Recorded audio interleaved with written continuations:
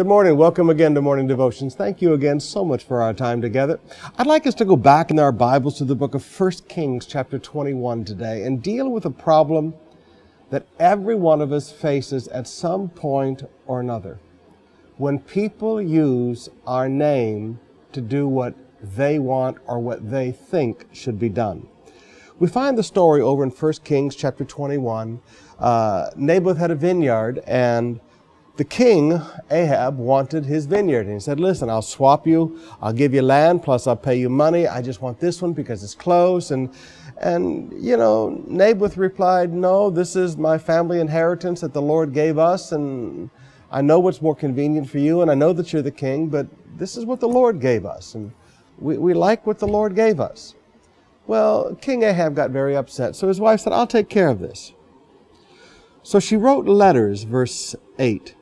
In Ahab's name, placed his seal on them, and sent them to the elders and nobles who lived in Naboth's city with him.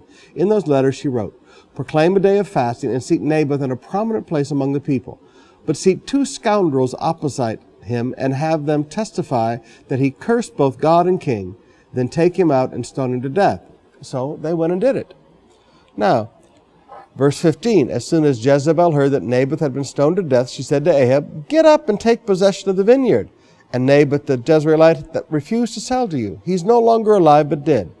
When Ahab heard that Naboth was dead, he got up and went down to take possession of Naboth's vineyard.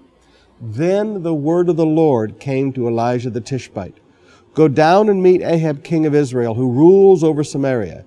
He is now in Naboth's vineyard, where he has gone to take possession of it. Say to him, this is what the Lord says. Have you not murdered a man and seized his property? Now you say, well, Pastor, Ahab didn't do it. His wife did it. He's innocent. God held him responsible. Now there's 3 principles I want you to see here about people using your name. Number 1, the people who use your name are the people who are close to you. Jezebel was close to King Ahab. She was his wife. Your children will use your name. Your friends will use your name. Your assistants will use your name, whatever. People close to you use your name. If people who are not close to you use your name, nobody would believe them. So number 1, it will always be people close to you. Number 2, they will make sure that no one will question them. She put King Ahab's seal on the letter. Now, they might have questioned Jezebel. Well, did Ahab really say it? Well, it would be the same as, well, here, I have his signature. She had his seal.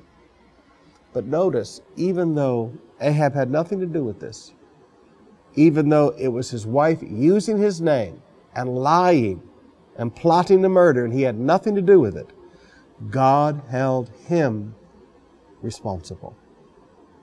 Have you not murdered a man and seized his property?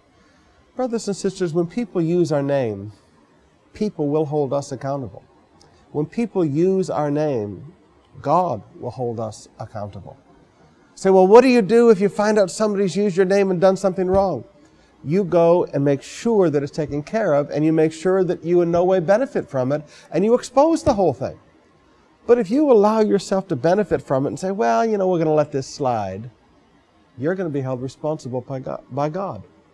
It's very, very important that you teach people around you, whether it's your family or your friends, your relatives, or even your assistants. You teach people, do not use my name, because I'm responsible for how my name is used.